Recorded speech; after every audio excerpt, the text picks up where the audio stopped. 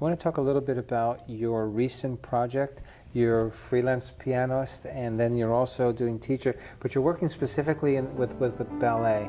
The thing, like when I decided that I'm starting my own teaching studio, I didn't think in the beginning that I would continue with ballet, but I spent so much in ballet that I just couldn't stop it. And I enjoy it. I really love doing playing for ballet classes, playing rehearsals. You do a lot of the rehearsals because you've been, Joffrey, Atlanta, Boston, Yeah, they were JFK. mostly classes. Okay. They were like whenever somebody came to town, I played. I don't want to kind of brag about myself, but it is interest. It is a different kind of musicianship. It is. I actually met musicians who are not maybe classically trained pianists, but they are really good for ballet because they have. What's the difference? Where do you find the difference between the classically trained and the ballet repertoire as far as? So ballet pianists, they can be repertoire pianists who are like classically trained pianists. They are just reading music and they need to know choreography, which is not easy. And they should know steps, names of steps, like and feel for every, like if somebody's jumping, you have to slow down. You cannot play in the same tempo like the way you want to do it. And another part of ballet pianist is playing for classes, which is more about being creative, about improvising, creating, and feeling dance, and making up music, just watching rhythm of teacher. The way teacher explains, or they call them masters, ballet master. So the way ballet master explains, they actually put tune into your head because they already give you a certain rhythm, and it's mostly rhythm of dances. Are you given the liberty to improvise it once say the ballet master says this is kind of where we're going with this piece, or?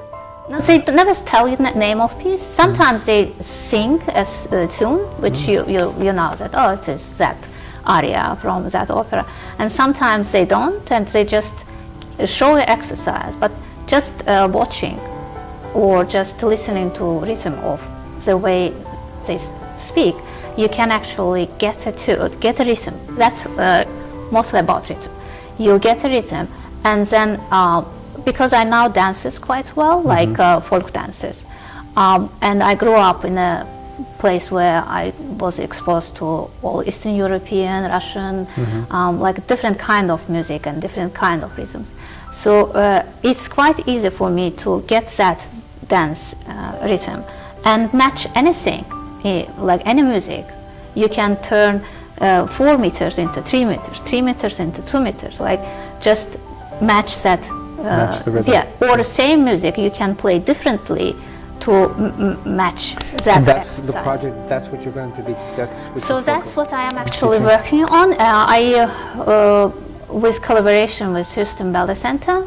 Well, we did videos of classes, lots of classes, and now I am going to make videos where I will explain pianist why I am choosing this music and not other music for this instruction. So teacher explains something, then I am playing, but meanwhile I am explaining why it is not. Why are you playing it? Yeah. So and I am teaching right now somebody who wants to be ballet pianist, and that helps me because I have so much material, and it's good to actually put it into words and start, not just like, oh no, I have writing here, I did some memo here, but now teaching about it, and I want to make videos and put on YouTube. I am not, I just think that lots of pianists could be better ballet pianists if they actually knew how to do it. Right. Because like so many people want to do it, and but it's quite hard if you are learning it yourself. It's much easier when somebody actually, like I was very lucky. I met a couple of pianists. They just said one word or something like, oh, for adage it should be overwhelming Chopin. And for not musician doesn't make any sense, like too much of Chopin, right? And tacky a little bit. But for musicians, you know what it is, like lots of feeling, lots of, because that kind of dance, like that kind of exercise where they're not moving a lot, but you have to fill a room with music, so they have a feeling they're actually dancing. So like those couple of things I heard from really good musicians, I want to put them in, and what I actually learned myself, and what I read. So if I could put it all into writing or into... Now, will you do that only in Houston? It sounds like that's something that you could do, you know, at any... I wanted to put it into YouTube videos, and like maybe not all lessons, just kind of like, you cannot make 10 minutes YouTube video, nobody will ever watch it. Maybe like 2 minutes of this exercise, and why. So it's just kind of like introduction for somebody who started or who got a job. Like I was in that situation, I got a job, I didn't actually know how to do it, and I was just learning and doing like watching, but it wasn't systematic things. Like it was a little bit of that knowledge, but if somebody puts it, and it will be good for all pianists who want to be in that business. It's an amazing place to be. It's a lot of opportunity. Yes, maybe not a lot of opportunity, but it's a lot of. I mean, if you are a creative person, if you like composing, if you like improvising, if you want to dance, like I have always feelings that I am dancing with them at the same time. I think you should, no? As you play, right? Yeah. So that you're Yeah, no, I am not that good. Maybe, but I am not ballet dancer. So anyway, it's just, it's fun. It's like I had classes when I finished kind of like thinking that, wow, that was so fun, so much fun. And you'll continue to teach your classical, your students? And, classical, students, and then you continue to play with the Houston, you're still with the Houston Ballet? Yes? No, I am not with Houston Ballet, I am Houston Ballet Center. Center, yeah. Okay. And did you say that's in Cyprus? I'm sorry. It is in Jersey Village. Okay. Yeah, and it's an amazing place. If somebody wants to go to ballet, to take ballet classes, I really believe that their students are really good. And they have their own company.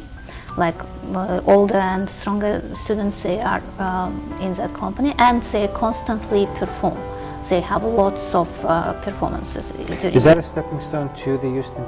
Actually, a couple of their dance students, they are now in the Houston Ballet's company. Like it's very competitive, isn't it? Ballet world? Yeah, must be. It is quite hard to get out. Yeah, and it's hard work. Sure. They are working. I thought musicians work hard, but after I saw ballet dancers, I'm like, we don't do it. Yeah. Wonderful. I'd like to also have you play something for us, whether that be you have so many different things that you can bring, something that you'd like to play, something that we can bring to the audience as well. Okay, I could try different pieces. Something you like, something that we can share with the audience. Okay, I will play a piece from my country. Yes. It's folk. We never spoke about you. You're originally is Azerbaijan. Azerbaijan, yeah. Yes, okay. It's quite hard to pronounce. Yes. Yeah, I am from Azerbaijan, and I lived there and all my life almost, and I didn't even think that I would leave one day. But I left because my husband needed to change jobs, so we moved, and now I am actually thinking... How long have you been in Houston?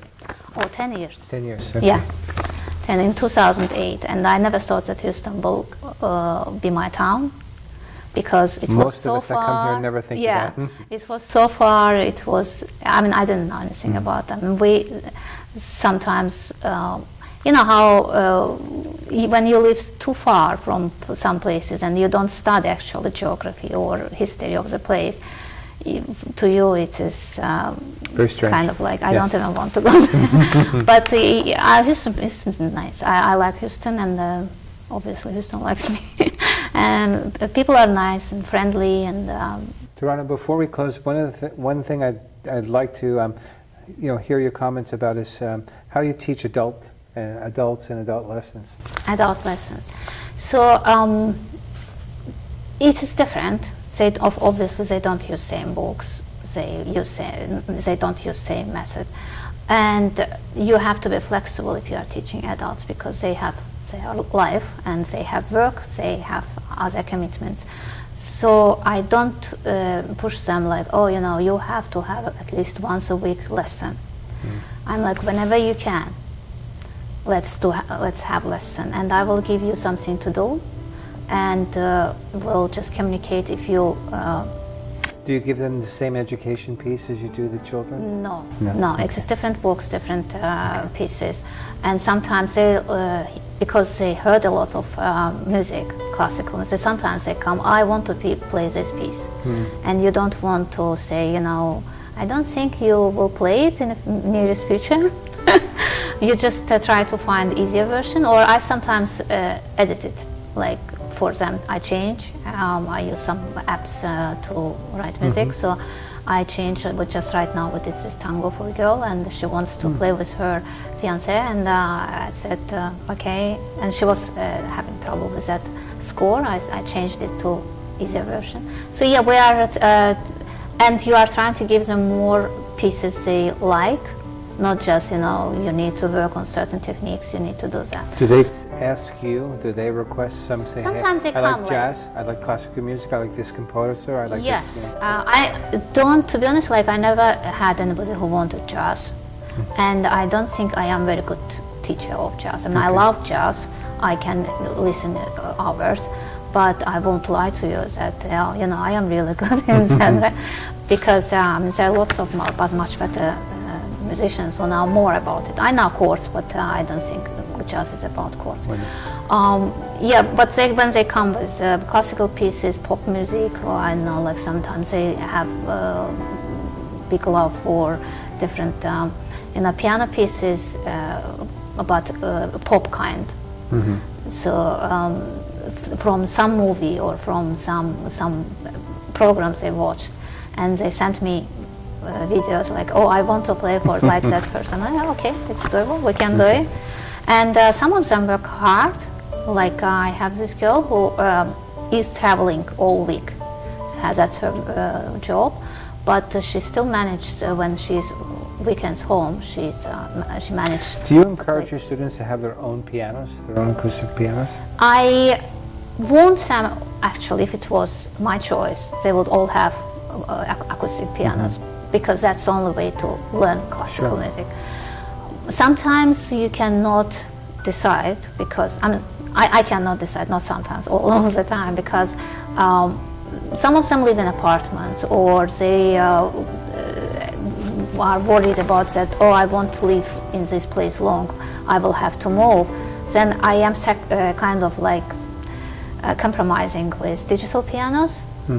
But with pedals, like the piano, which Touch is and feel. absolutely imitation of acoustic pianos. Sure. But even they when they come to my house and when they play proper piano, they realize that what they're missing, and they start talking about it. Good. So yeah, it's important if you want to be a piano. Tarana Taylor, thank you so much. This has been very, very exciting and enlightening, and I'm sure our audience is going to take away a lot. How do we get in touch with you? How would our audience get in touch with you? Yeah. My phone number is 713-302-4724. And you're building a website for yourself, right? Yes, I am working on it. Okay. And my email address is Tarana, Tarana, Taylor. Taylor, very simple. At yahoo.com. Perfect. Yeah. Perfect. Well, thank you so much for taking time out of your busy schedule. Thank you for inviting me. It's been a pleasure. Yeah, Thank it you. was very interesting. Thank you. Thank you.